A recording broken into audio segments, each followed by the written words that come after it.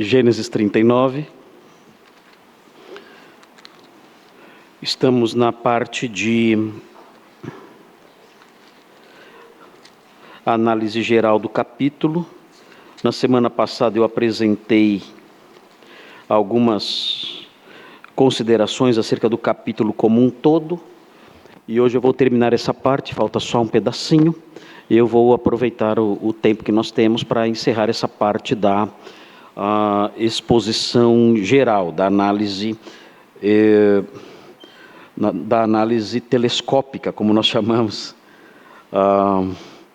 do capítulo 39. Então, vamos fazer a leitura do capítulo e depois, então, eu exponho os dois pontinhos que ainda faltam dessa análise geral. Gênesis 39. Diz assim a palavra de Deus em Gênesis 39. José foi levado ao Egito e Potifar, oficial de Faraó, comandante da guarda, egípcio, comprou-o dos ismaelitas que o tinham levado para lá. O Senhor era com José, que veio a ser homem próspero, e estava na casa de seu senhor egípcio. Vendo Potifar que o Senhor era com ele, e que tudo o que ele fazia, o Senhor prosperava em suas mãos, logrou José mercê perante ele, a quem servia, e ele o pôs por mordomo de sua casa, e lhe passou às mãos tudo o que tinha. E desde que o fizera mordomo da sua casa e sobre tudo o que tinha, o Senhor abençoou a casa do egípcio por amor de José. A bênção do Senhor estava sobre tudo o que tinha, tanto em casa como no campo. Potifar, tudo o que tinha, confiou às mãos de José, de maneira que, tendo-o por mordomo, de nada sabia além do pão com que se alimentava. José era formoso de porte e de aparência. Aconteceu, depois destas coisas, que a mulher de seu senhor pôs os olhos em José e lhe disse: deita-te comigo. Ele, porém, recusou e disse à mulher de seu senhor: tem-me por mordomo o meu senhor, e não sabe do que há em casa, pois tudo o que tem me passou ele às minhas mãos. Ele não é maior do que eu nesta casa, e nenhuma coisa me vedou, senão a ti, porque és sua mulher. Como, pois, cometeria eu tamanha maldade, e pecaria contra Deus? Falando ela a José todos os dias, e não lhe dando ele ouvidos, para se deitar com ela e estar com ela, sucedeu que, certo dia, veio ele à casa para atender aos negócios, e ninguém dos da casa se achava presente. Então ela o pegou pelas vestes e lhe disse: deita-te comigo. Ele, porém, deixando as vestes nas mãos dela, saiu fugindo para fora. Vendo ela que ele fugira para fora, mas havia deixado as vestes nas mãos dela, chamou pelos homens de sua casa e lhes disse: vede, trouxe-nos meu marido este hebreu para insultar-nos. Veio até mim para se deitar comigo, mas eu gritei em alta voz. Ouvindo ele que eu levantava a voz e gritava, deixou as vestes ao meu lado e saiu, fugindo para fora. Conservou ela junto de si as vestes dele, até que seu senhor tornou a casa. Então lhe falou segundo as mesmas palavras e disse: o servo hebreu que nos trouxeste veio ter comigo para insultar-me. Quando, porém, levantei a voz e gritei, ele, deixando as vestes ao meu lado, fugiu para fora. Tendo o Senhor ouvido as palavras de sua mulher, como lhe tinha dito, desta maneira me fez o teu servo. Então se lhe acendeu a ira. E o Senhor de José o tomou e o lançou no cárcere, no lugar onde os presos do rei estavam encarcerados. Ali ficou ele na prisão. O Senhor, porém, era com José. Ele foi benigno. Ele deu mercê perante o carcereiro, o qual confiou às mãos de José todos os presos que estavam no cárcere. E ele fazia tudo quanto se devia fazer ali. E nenhum cuidado tinha o carcereiro de todas as coisas que estavam nas mãos de José, porquanto o Senhor era com ele e tudo o que ele fazia, o Senhor prosperava. Irmãos, na semana passada eu apresentei algumas lições aos irmãos decorrentes do capítulo 39 como um todo. Eu apresentei traços literários do capítulo, eu apresentei lições teológicas do capítulo, foram 4 lições teológicas do capítulo, não dá para eu fazer a revisão agora, os irmãos têm tudo isso gravado no nosso site, e os irmãos podem ouvir o sermão, já está disponível, desde domingo à noite, já está disponível lá, os irmãos podem rever ali, não tenho tempo de rever tudo novamente. E as lições éticas desse capítulo, lições éticas que emanam do capítulo como um todo. Eu mencionei, dentro das lições éticas, são 3 lições éticas que estão relacionadas a esse capítulo. Eu mencionei, a primeira delas, que o capítulo 39 mostra um contraste entre 2 patriarcas. Mostra o contraste entre o que aconteceu com José, quando ele foi tentado por uma mulher, e o que aconteceu no capítulo 38 com Judá, quando ele foi enganado por Tamar. Então isso mostra a diferença entre os dois, entre Judá e entre José. Judá, tendo sido tentado por Tamar disfarçada de meretriz, ele caiu na prática da prostituição. José, sendo tentado todos os dias por essa mulher, ele se manteve firme e não caiu em tentação. Então, o capítulo 39 apresenta um contraste com a conduta de Judá exposta no capítulo 38, que nós já estudamos, versículo por versículo. Nós estudamos cada um dos versículos do capítulo 38. Os irmãos se lembram bem, tudo está exposto à saciedade no nosso site, nas nossas gravações. Mas há uma lição que eu quero destacar aqui, uma lição dentro da ética presente neste capítulo, que é a seguinte: o padrão moral de José, neste capítulo, é algo, de certo modo, intrigante. Vejam o versículo 9, onde esse padrão moral aflora. Ele diz assim, é José falando no versículo 9, ele fala o seguinte: ele não é maior do que eu nesta casa. É José falando sobre Potifar. Ele diz, ele, Potifar, não é maior do que eu nesta casa. Ou seja, eu sou uma pessoa importante aqui, ainda que escravo. Eu sou um chefe aqui. O Senhor me confiou tudo nas mãos. Eu sou um administrador. Eu sou um gerente geral de tudo aqui. Eu sou um diretor desta casa. E eu tenho acesso a tudo aqui. Eu estou no comando. Nós aprendemos nos primeiros versículos que Potifar sequer sabia o que acontecia com seus bens. Era tipo o dono da empresa que só passa no final do mês para pegar os lucros. Nem ia lá. Nem vai na empresa. Tem lá uma empresa, deixa na mão de gerentes de confiança e só passa no final do mês para pegar os lucros da empresa. Era assim que Potifar fazia. Eu não quero saber de nada. Eu não quero me importar com problema nenhum. Eu vejo que a administração desse moço é uma administração extraordinária. Eu estou enriquecendo mais e mais, mais e mais. Eu estou multiplicando os meus lucros e os meus bens graças à administração desse moço. O que eu vou fazer me metendo nisso? Eu não quero me meter nisso. Ele tem autoridade para fazer tudo, porque tudo que ele faz tem sucesso. Então ele diz isso aqui. Ele foi colocado como mordomo, ele foi promovido, foi colocado como mordomo, como nós aprendemos nos 6 primeiros versículos, e ele fala isso à mulher de Potifar. Ele fala, ele, o meu senhor Potifar, não é maior do que eu nesta casa, e nenhuma coisa me vedou. Eu tenho acesso a tudo aqui. Eu tenho independência total, autoridade plena. E aí ele prossegue, senão a ti. Há um limite na minha autoridade, há um limite nos meus acessos. Ele me vedou a ti, porque és sua mulher.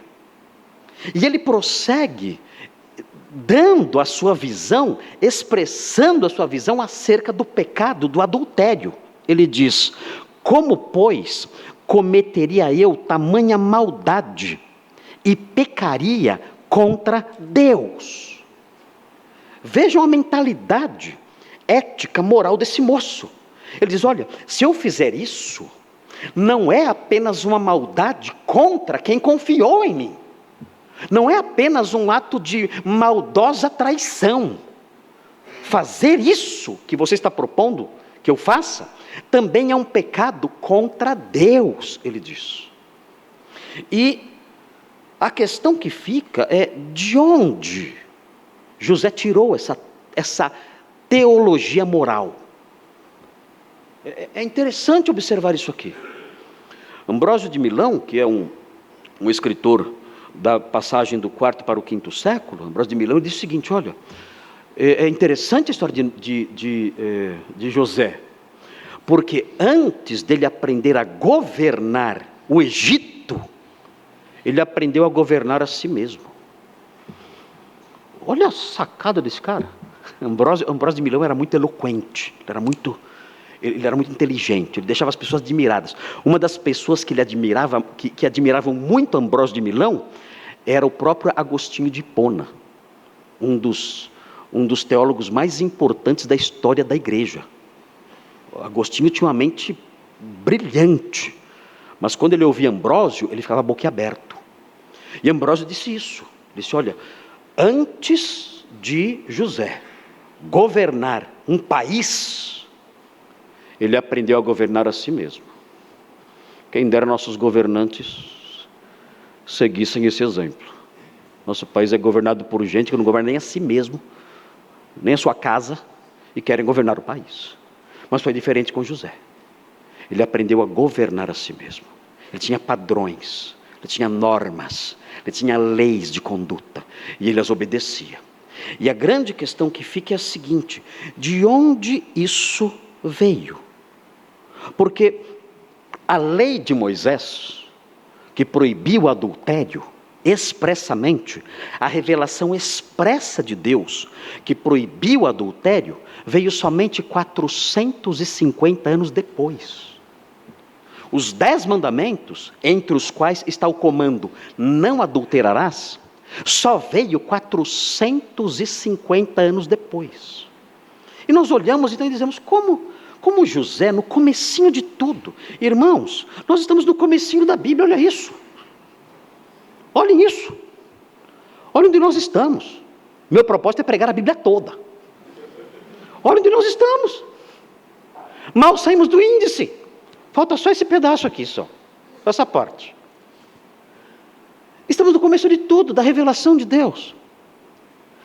José tinha essa noção clara de uma moral sexual elevada, e a noção de que praticar aquelas coisas era pecado, mesmo vivendo numa sociedade marcada pelo paganismo, cheia de imoralidade. De onde vinha essa concepção? Nós percebemos no capítulo 38 que havia entre os homens daqueles dias alguma noção de que o adultério era errado. Vejam o capítulo 38, versículo 24. Vocês se lembram da história? Quando descobriram que Tamar estava grávida, as pessoas demonstraram nesse momento algum grau de indignação, dizendo que ela havia adulterado. Diz assim o versículo 24 do capítulo 38. Passados quase 3 meses, foi dito a Judá: Tamar, tua nora, adulterou, pois está grávida. Por que eles fizeram essa denúncia? Eles tinham alguma noção de que algo errado tinha acontecido, de que ela havia se comportado de modo errado.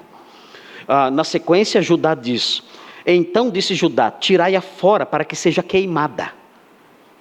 Então, havia alguma noção disso, mas essa noção certamente estava mais ligada à questão da honra dos homens. Disseram isso a Judá porque, olha, Tamar desrespeitou a sua casa, ela desonrou o seu nome, ela desonrou a sua família, e Judá então quis queimá-la por causa disso. para queimar com ela a sua desonra. Mas José vê algo diferente aqui. Ele diz: olha, eu não posso cometer essa maldade, esse ato de traição e desonra, e também com isso, ao fazer isso, eu não somente vou cometer maldade e desonra, mas eu vou pecar contra Deus. De onde vinha isso? É uma pergunta que é levantada aqui. Sendo que os 10 mandamentos não tinham sido dados ainda, sendo que a lei de Deus não tinha sido revelada a Moisés, como eu disse, isso só veio 450 anos depois. Pode haver uma explicação disso, queridos, pode haver em Romanos, no capítulo 2. Se os irmãos virarem as páginas da Bíblia, os irmãos verão isso. Notem bem, quando nós estudamos teologia, nos primeiros anos de teologia, nos primeiros momentos em que o aluno de teologia se debruça sobre os livros de teologia, eles aprendem que Deus, que a revelação de Deus para fins didáticos foi dividida em 2 partes: a revelação geral e a revelação especial ou específica. A revelação especial ou específica, ela se expressa de 2 formas: na palavra escrita, nas Escrituras, e na pessoa de Cristo. Isso é parte das lições básicas do primeiro ano de teologia. O aluno que entra no curso de teologia, talvez a sua primeira aula seja essa. A revelação de Deus se expressa de 2 formas. Tem a revelação geral e a revelação específica. A específica se divide em 2 partes: a palavra de Deus e a pessoa de Cristo. E a revelação geral? A revelação geral envolve aquilo que nós aprendemos de Deus na natureza, no modo como Deus conduz a história, na sua providência e na consciência humana.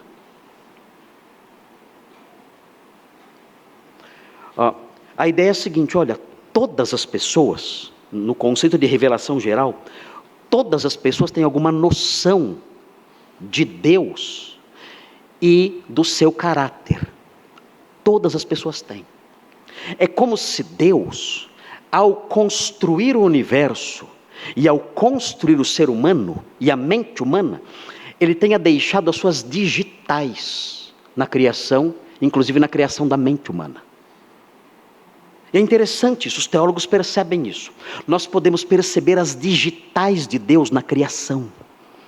Que digitais são essas? São digitais, são sinais que mostram que há uma mente poderosíssima, sábia, uma mente criativa, uma mente poderosa por trás disso tudo, uma mente organizadora. São as digitais de Deus na criação. Mas não são somente digitais que nós percebemos no campo do funcionamento do universo e do modo como a criação é. Mas são digitais que mostram também alguns valores de justiça e de verdade. Todos nós temos um senso de justiça dentro de nós, um senso de moral dentro de nós. Mesmo que nós jamais tivéssemos entrado numa igreja e jamais tivéssemos lido um texto da Bíblia, nós ainda assim teríamos e temos um senso de justiça, de decência, de moral, de verdade embutido em nós. São as digitais de Deus em nós. E Romanos, no capítulo 2, é um dos textos usados pelos escritores de teologia para mostrar a revelação geral de Deus expressa na mente humana, na consciência humana. Veja o que diz Romanos 2, é um texto importantíssimo na doutrina cristã, especialmente para essa esfera do conhecimento teológico, que é a revelação geral de Deus. Veja Romanos 2, versículos 14 e 15. Veja o que diz aí. Romanos 2, 14 e 15. Fala assim: quando, pois, os gentios, quem são os gentios? Os pagãos, pessoas que nunca tiveram contato nenhum com as Escrituras. Diz assim: quando, pois, os gentios, que não têm lei, que lei é essa? É a lei mosaica, é a lei de Deus. Quando, pois, os gentios que não têm lei, procedem por natureza de conformidade com a lei, não tendo lei, servem eles de lei para si mesmos. Eles não têm lei, eles não conhecem a lei, mas eles andam de conformidade com a lei, em alguns aspectos. E aí o versículo 15 diz: estes mostram a norma da lei gravada no seu coração, testemunhando-lhes também a consciência, e os seus pensamentos mutuamente acusando-se ou defendendo-se. O que Paulo está dizendo aqui? Que os gentios, mesmo não tendo conhecimento nenhum da palavra de Deus, eles ainda assim mostram a norma da lei gravada no coração. Toda ela? Não, alguns aspectos da lei estão lá. Porque senão, irmãos, seria impossível viver neste mundo. Já imaginaram? Se Deus não tivesse concedido aos incrédulos, aos pagãos, alguma noção de moral, será que seria possível viver aqui? Nós saímos lá fora, irmãos, seria uma selva. Nós não teríamos medo de bichos, de animais selvagens. Teríamos medo de encontrar qualquer ser humano. Nós temos medo de encontrar qualquer ser humano, aqui no Brasil especialmente, né? Dá bastante medo. Mas seria muito pior, porque as pessoas não teriam limite nenhum. Ninguém teria limite nenhum. Seria impossível a vida aqui. Ninguém teria limite nenhum. Imaginem isso. Ninguém tendo limite nenhum. Por que as pessoas então nos encontram nas ruas e não nos atacam, e não nos roubam, e não nos ferem? Porque existe, mesmo nos incrédulos, existe alguma noção de verdade, de justiça, de decência, de honestidade, de bondade. Isso está embutido dentro delas. Deus colocou isso no coração delas, para que nós pudéssemos ter um mínimo de convivência possível neste mundo. Será que foi isso que aconteceu com José? Será que José tinha essas noções antes da lei mosaica ser dada? Certamente. Como membro da raça humana, ele tinha isso. Todos os seres humanos têm isso. Talvez fosse isso também que movesse aqueles homens que procuraram Judá para falar sobre Tamar. Olha, ela errou, ela cometeu um pecado, ela caiu em adultério. Essas noções estavam presentes lá, mas quando nós olhamos para o Antigo Testamento, nós percebemos, isso é bem possível ter acontecido.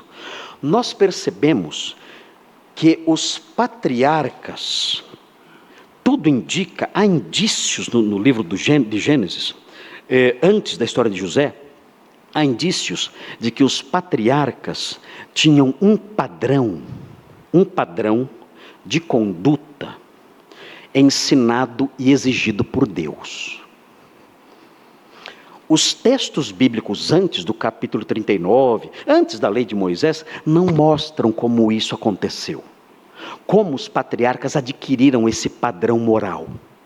Não dá detalhes desse padrão moral. Os textos não dão detalhes desse padrão moral. Mas parece, pelos indícios que nós temos, que os patriarcas, os ancestrais de José, receberam isso. Nós temos um indício disso no capítulo 17. Vire as páginas e veja como nós podemos fazer deduções do que aparece aqui. 17, capítulo 17, versículo 1. Veja o que está dito aqui. É algo geral demais. A Bíblia não dá detalhes do que aparece aqui. Mas nós temos aqui uma pista de que os patriarcas receberam de Deus algum padrão específico de conduta. Vejam, capítulo 17 de Gênesis, versículo 1, fala assim: quando atingiu Abrão a idade de 99 anos, apareceu-lhe o Senhor e disse-lhe: eu sou o Deus Todo-Poderoso, anda na minha presença e sê perfeito. O que mais ele disse? Ele prossegue falando sobre a aliança, mas ele não explica o que é ser perfeito. Pelo menos a explicação não aparece no texto. Talvez porque o escritor não quisesse enfatizar essa parte. Mas de algum modo, Deus exigiu de Abraão um padrão moral que não está escrito aqui. Talvez esse padrão moral aparecesse depois, não sabemos. Talvez esse padrão moral fosse expresso especificamente na lei de Moisés, não sabemos, mas algumas noções de santidade, algumas noções de justiça, Abraão obteve do Senhor. Seja perfeito. Quando Abraão escutou isso, ele tinha que entender melhor isso. O que é ser perfeito? Como eu posso ser perfeito? Mas não sabemos como foi isso. Como Deus ensinou isso a ele. Mas tudo indica que isso foi sendo transmitido. O padrão elevado de Deus exigido de Abraão, certamente foi passado a Isaac. E o padrão moral exigido de Abraão e passado a Isaac, certamente foi passado a Jacó também. Então é bem possível que esse ser perfeito tenha embutido nele a ideia de um modo de conduta que os patriarcas foram passando aos seus filhos. Até que chegamos em José. E José então, tendo recebido esse padrão de perfeição que veio dos seus ancestrais, ele assimilou isso. Ele abraçou isso desde a sua meninice. Deus exigiu isso de seu bisavô. O seu bisavô passou isso para Isaac. Houve uma tradição oral presente aí, uma santa tradição oral presente aí. Isaac passou isso para o seu filho Jacó. Jacó passou isso para os seus filhos também. E José abraçou isso. E passou a ter noções claras acerca da moralidade. E quando ele se viu tentado por aquela mulher terrível, ele tinha forças morais para dizer: não, isso é pecado contra Deus. Se essa hipótese, e notem bem, isso que estou dizendo aqui é uma hipótese. É uma hipótese. Nós temos um indício disso em Gênesis 17:1. Deus exigindo um padrão elevado de Abraão. Nós temos isso. Não temos detalhes sobre esse padrão elevado, mas nós temos esse padrão elevado presente ali. Seja perfeito, ande na minha presença e seja perfeito. Temos essa exigência. Então é bem provável que isso passou para os seus filhos, até chegar em José. E José então abraçou isso. E quando ele abraçou isso, isso o acompanhou durante toda a vida.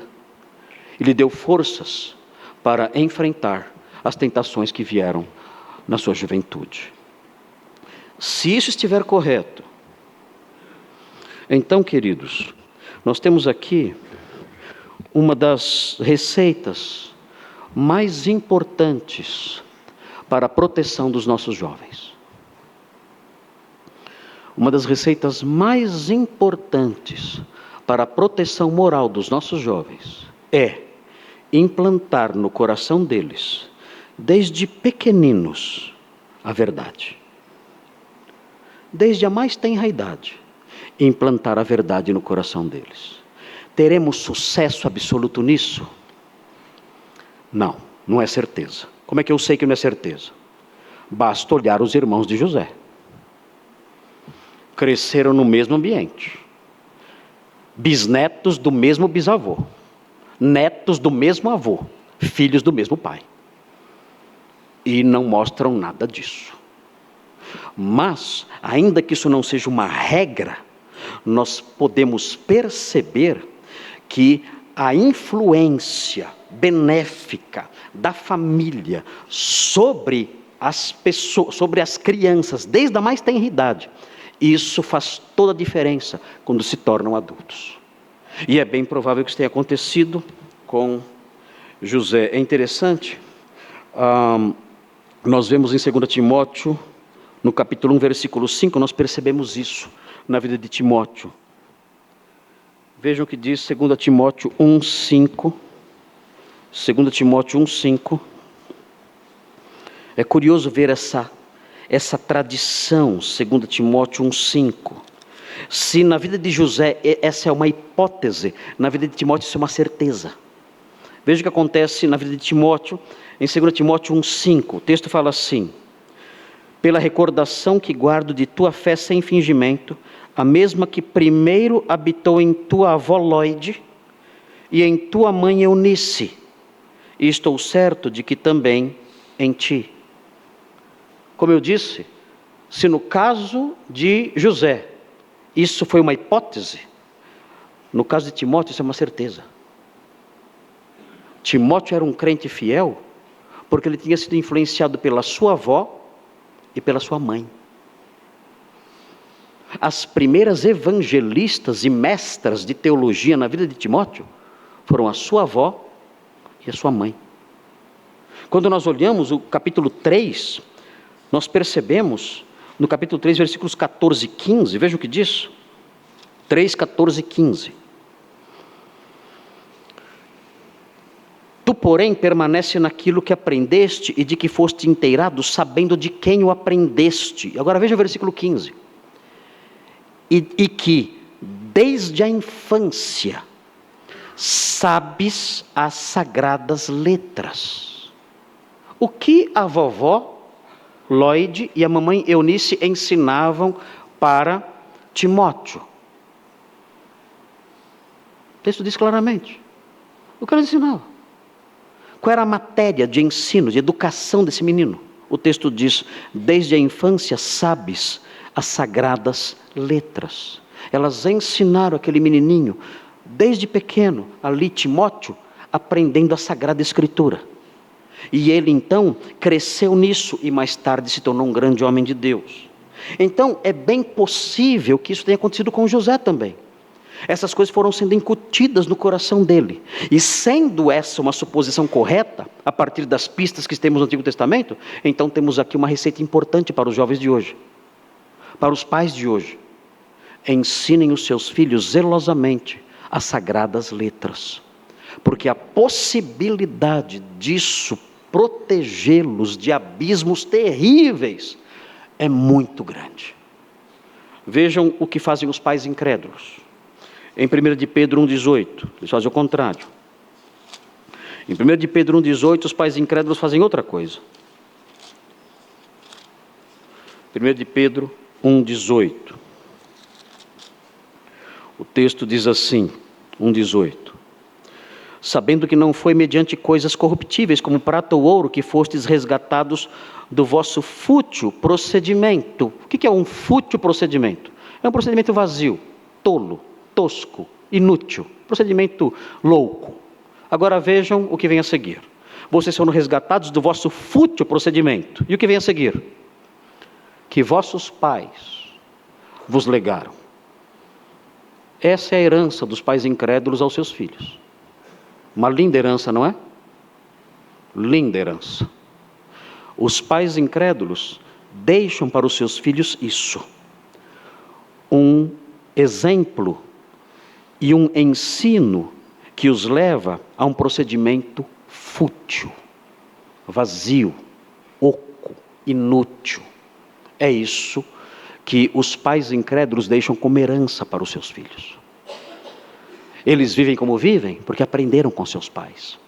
Eles falam o que falam porque aprenderam com seus pais. Eles creem no que creem porque tiveram o exemplo dos seus pais. É o fútil procedimento deixado pelos pais incrédulos. Já os crentes não são assim. Eles plantam no seu filho a semente da fé e da verdade. E pela graça de Deus isso frutifica no tempo devido. E os protege. Foi o que aconteceu com José. José, diante de tudo que ele passou, ele se manteve firme, vivenciando uma moral sexual que nós aprendemos de modo muito mais claro no Novo Testamento. O Novo Testamento condena, assim como o Velho Testamento, séculos depois, deixa isso bastante claro, condena o adultério, condena a impureza sexual.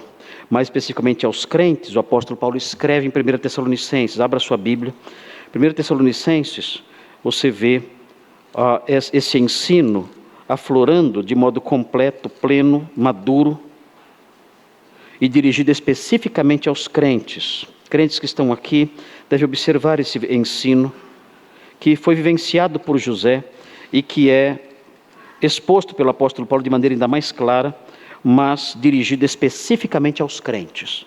Primeiro aos Tessalonicenses 4, 3. Importante notar, a cidade de Tessalônica era uma cidade muito imoral. Os arqueólogos encontraram em Tessalônica muitos desenhos eróticos. Tessalônica era uma cidade erotizada, muito suja moralmente, sexualmente baixa. E a igreja de Tessalônica vivia nesse contexto de imoralidade profunda, assustadora, como nós vivemos hoje. Hoje nós vivemos num contexto assim. Tudo que nos cerca é imoral, é sujo, é sexualmente corrompido. E a igreja de Tessalônica vivia assim nesse contexto. O apóstolo Paulo, então, ele escreve em 1 aos Tessalonicenses, no capítulo 4, versículos 3 a 8, ele fala aos crentes que viviam em Tessalônica, uma palavra que serve a todos nós. É a ética de José. É a ética de José amadurecida.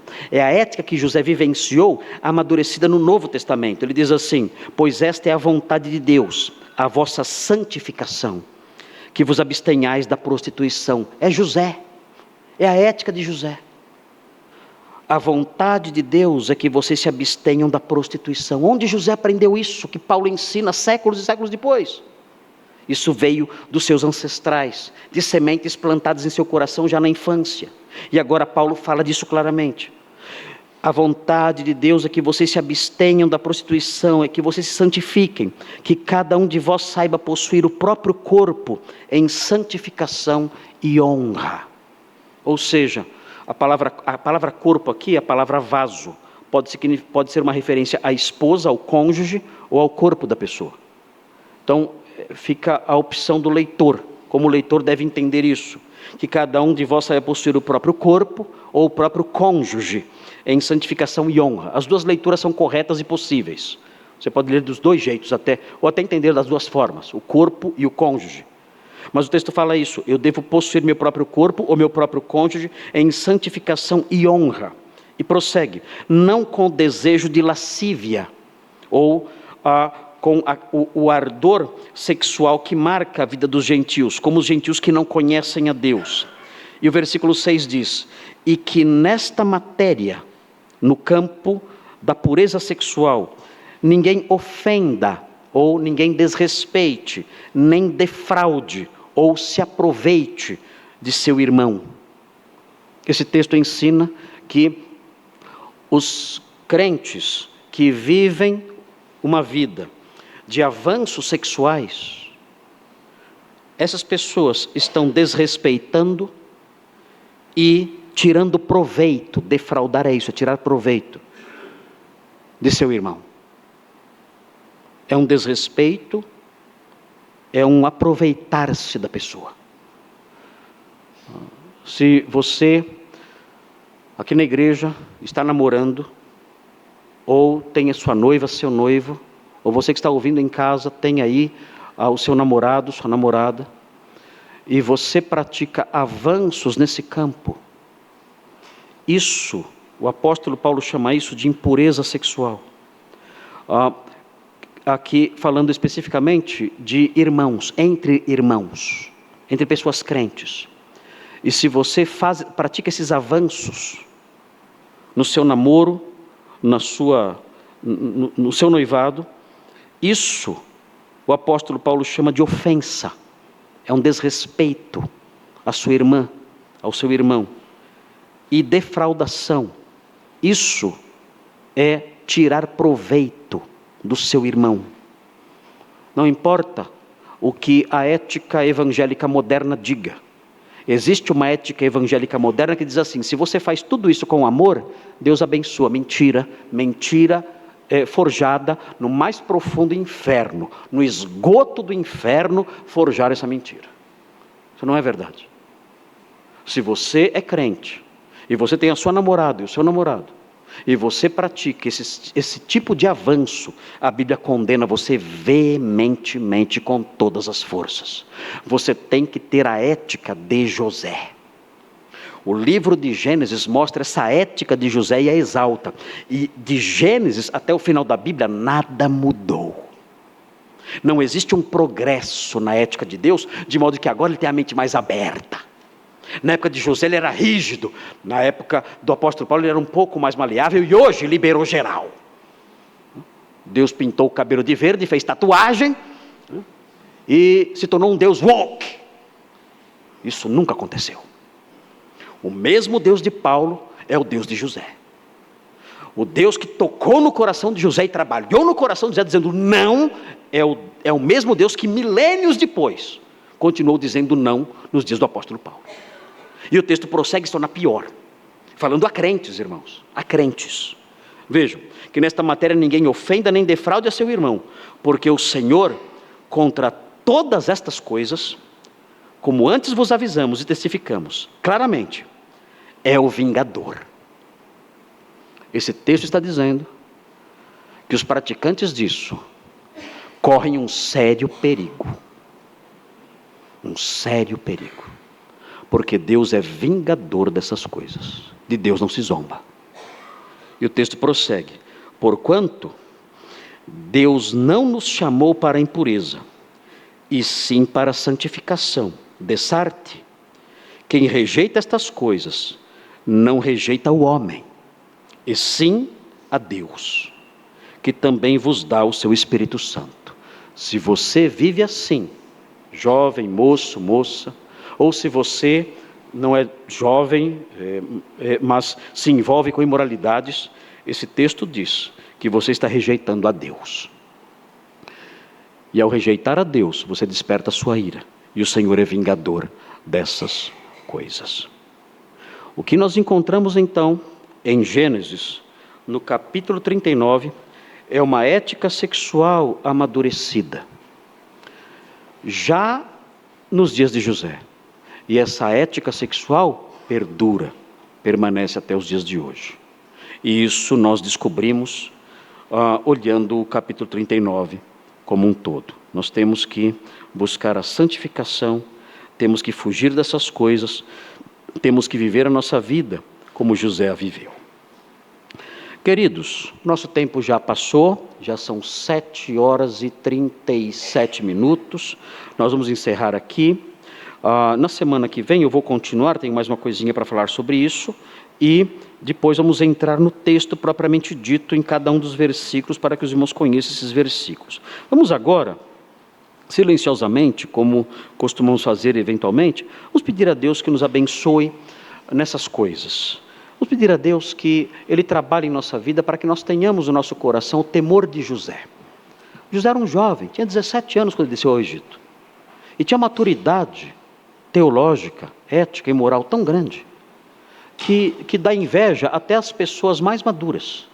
Vamos pedir ao Senhor isso: Senhor, a mesma ação graciosa que o Senhor operou na vida daquele moço, numa situação tão difícil, longe de casa, no meio de influências tão maldosas, no meio de influências tão perigosas, numa casa de alguém que não te conhecia, dando a esse jovem tanta autoridade, tanto poder, ele saber lidar com tudo isso, com tanta sabedoria, e não se corromper, mesmo debaixo de tentações diárias.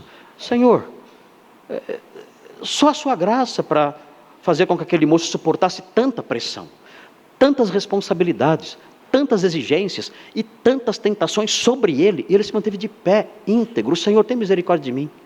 Eu também vivo assim.